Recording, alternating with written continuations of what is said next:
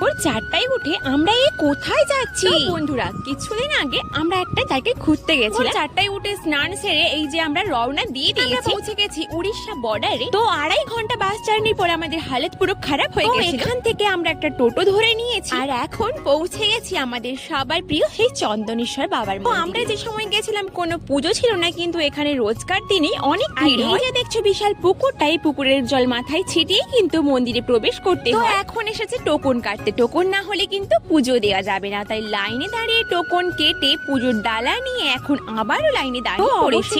এখন মন্দিরের ভেতরে আমরা প্রবেশ করেছি আর এখন পুজো দেওয়াও কিন্তু শুরু হয়ে গেছে। বাবাকে তো এখানে সরাসরি দেখা যায় না, কিন্তু এখানে ভেতরেই কিন্তু বাবা রয়েছেন। এখন মন্দিরের চত্বরটাকে ভালো করে দেখে নিয়েছিলাম। এখানে কিন্তু মেলার মতো অনেক দোকানও বসে সারা বছর। আর জানো, অনেক ছোট ছিলাম তখন এখানে এসেছিলাম, এখন অনেক কিছুই বদলে গেছে। এটা হচ্ছে নাপিত ঘাট, এখানে মানসিকে চুল দান করা যায়। আর